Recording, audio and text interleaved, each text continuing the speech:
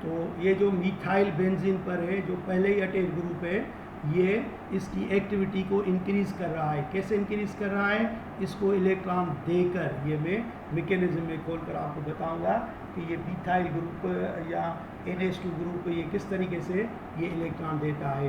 तो अब हम इस टॉलिन की कर रहे हैं सब्स्टिट्यूशन में आपको पता है कि नाइट्रिक एसिड के साथ अगर हम एरोमेटिक कंपाउंड को, जैसे ये टॉलिन है, सल्फ्यूरिक एसिड की मौजूदगी में रिएक्शन कराएंगे तो इधर नाइट्रोनियम आयन आकर अटैच होगा और प्रोडक्ट मिलेगी आर्थो नाइट्रोटालिन।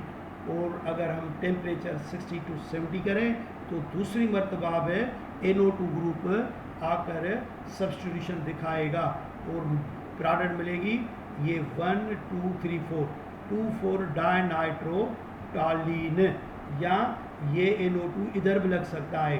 तो ये भी आर्थो ही पोजीशन है लेकिन इधर नहीं अटैच होगा। तो 2,6 डाइनाइट्रोटालिन और प्लस वाटर तो रिमूव होगा ही होगा, ये आपको पता है। नाइट्रेशन को फिर दोबारा देखें और इस रिएक्शन को देखें। और अगर हम टेम्परेचर को बढ़ा दें, 100 कर दें, क्योंकि ये जो NO2 ग्रुप लगता है ये डीएक्टिवेटिंग ग्रुप होता है, तो ये इसकी एक्टिविटी थोड़ी कम कर रहा है। तो टेम्परेचर हम बढ़ाएंगे तो ये तीसरी मर्तबा में सब्स्टिट्यूशन करेगा। तो अब ये आर्थो और ये पैरा तीनों पोजीशन जो है वो ऑक्यूपाई हो गए। अब चौथा NO2 ग्रुप यहाँ पर नहीं आएगा। तो टेम्परेचर थोड़ा बढ़ाने से हमने ये 2,4,6 ट्राइनाइट्रोटालिन, जिसे TNT में बोलते हैं, प्रोडक्ट हमने बना ली। तो मिथाइल जो है वो आर्थो पैरा डायरेक्टिंग ग्रुप है और it is also activating groups हैं। तो ये आर्थो पैरा डायरेक्टिंग ग्रुप्स कौन से हो सकते हैं, ये लिस्ट हम याद करते हैं, लेकिन कुछ शॉर्टकट में, कुछ ट्रिक्स में कि किस तरीके से इनको हम याद करें और कौन कौन से हो सकते हैं आर्थो पैरा डायरेक्टिंग ग्रुप। ये तो आप जहन में रख लें कि ortho para directing group electron donating group होते हैं, बेंजीन इनको इलेक्ट्रॉन देने वाले होते हैं। और वो लिस्ट हमारे पास ये, जैसे ये अमोनिया है, ये अमाइन है, और ये अल्काइल अमाइन है, और ये डाई अल्काइल अमाइन, जैसे ये डाईमिथाइल अमाइन है, और ये अमाइड है, एसिटाइल अमाइड है, OH ग्रुप है, थायोनाइल ग्रुप है, SH ग्रुप है, और फिनाइल ग्रुप वो हो सकता है, अल्काक्सी जैसे मिथोऑक्सी। ये सारे के सारे आर्थो पैरा डायरेक्टिंग ग्रुप से। फिर ये अलग पॉइंट होगी कि आर्थो मेजर होगा या पैरा माइनर होगा, या आर्थो माइनर होगा तो पैरा जो होगा वो मेजर प्रोडक्ट होगा। ये अलग बात डिस्कस की जाती है। तो ये फ़िलहाल तो हम याद करें लिस्ट के आर्थो पैरा डायरेक्ट ग्रुप वाले कौन से हैं। मिसाल के तौर पर अगर हमारे पास बेंजीन के ऊपर NH2 ग्रुप लगा हुआ है, जिसे हम कहते हैं एनेलिन कहते हैं, या हम इसको फिनाइल अमाइन बोलते हैं, फिनाइल अमाइन। तो NH2 ortho para directing group है। अगर हम फिनाइल अमाइन की या बेंजीन अमाइन की या एनेलिन की हम नाइट्रेशन करें तो आपको आर्थो नाइट्रो एनेलिन या पैरा नाइट्रो एनेलिन प्रोडक्ट मिलेगा। और ये सारे एक्टिवेटिंग ग्रुप होते हैं। इसी तरीके से ये जो हेलो ग्रुप है, क्लोरो ब्रोमो आयोडो, वैसे ये है तो आर्थो पैरा डायरेक्टिंग ग्रुप है, लेकिन ये बेंजीन के रिएक्शन करने की सलाहियत कम कर देते हैं, दूसरी मर्तबा उनको सब्स्टिट्यूशन नहीं करने देते हैं। तो हम इनको बोलते हैं ये डीएक्टिवेटिंग ग्रुप्स होते हैं। तो वो सारे जो पहले वाले थे ये आर्थो पैरा एक्टिवेटिंग ग्रुप हैं, माना उस कंपाउंड में, उस एरोमेटिक कंपाउंड में, उस बेंजीन रिंग में अगर ये ग्रुप पहले ही बैठे हुए हैं तो उनकी 2 मरतबा 3 मरतबा सब्स्टिट्यूशन हो सकती है। लेकिन अगर बेंजीन के साथ क्लोरीन अटैच है तो उसमें ज़्यादा से ज़्यादा 1 मरतबा सब्स्टिट्यूशन होगी, दूसरी मरतबा नहीं होगी। इसका रीज़न है कि क्लोरीन ब्रोमीन आयोडीन की इलेक्ट्रोनेगेटिविटी ज़्यादा होती है। वैसे इसका रीज़न क्या है कि रीज़न इसका ये है, इसके लिए हम एक रूल बनाते हैं कि वो सब्स्टिट्यूएंट ग्रुप, जैसे ये अमाइन है नाइट्रोजन, अगर ये नाइट्रोजन जो डायरेक्ट बेंजीन कार्बन के साथ अटैच है उन एटमों के साथ अटैच है जिनसे उनकी इलेक्ट्रोनेगेटिविटी ज़्यादा होगी, तो ये आर्थो पैरा डायरेक्टिंग ग्रुप हो जाएगा।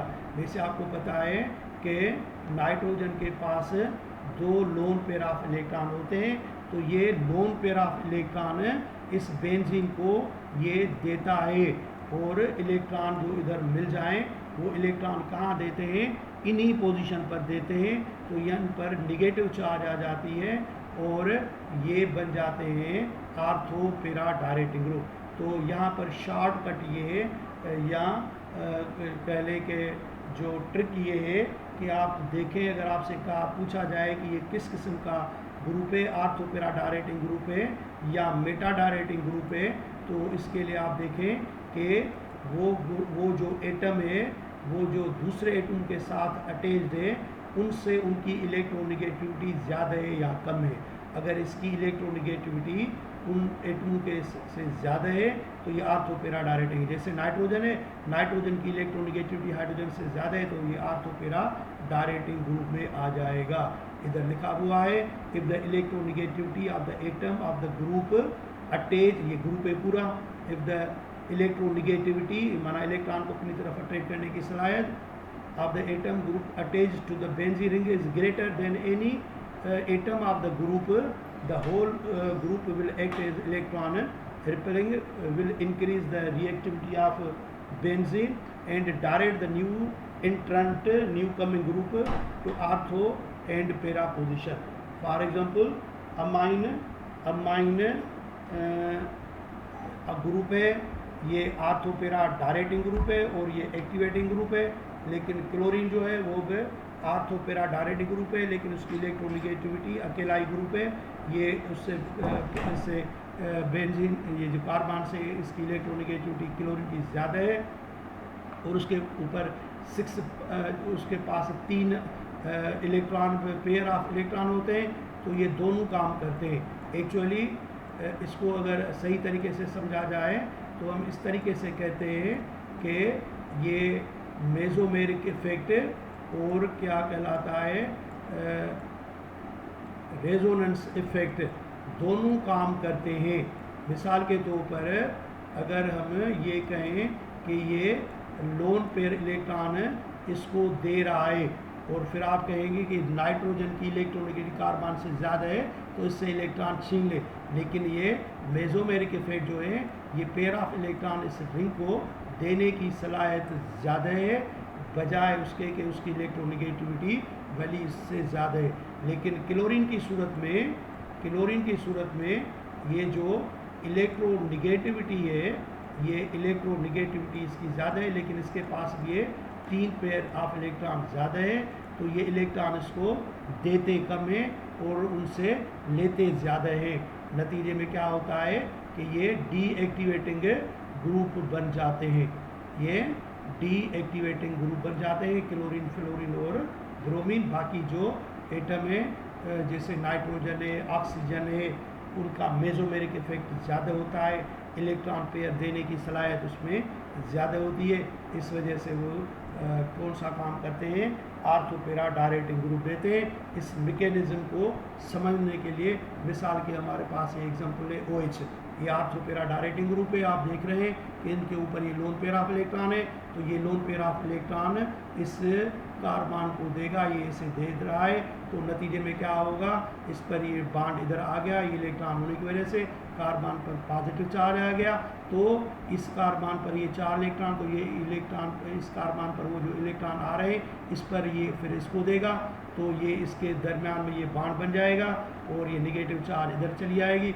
फिर ये इधर चले जाएगा नेगेटिव चार्ज, तो ये जो बॉन्ड इधर था वो ब्रेक डाउन होकर इधर चला जाएगा। तो इस तरीके से ये निगेटिव फिर ये इसको देगा, तो ये फिर वापस उसको कर देगा, और ये हम जो दिखाते हैं रेजोनेटिंग फॉर्म, रेजोनेंस हाइब्रिड है फॉर्म में हमने दिखाया है। तो आप देख रहे हैं कि ये इलेक्ट्रॉन किन जगहों पर आ रहे हैं, आर्थो, ये पैरा और ये आर्थो, तो ये आर्थो और पैरा पर ये इलेक्ट्रॉन चार्ज आ जाती है, इसलिए इलेक्ट्रोफाइल यहाँ पर ही आकर अटैच हो जाते हैं।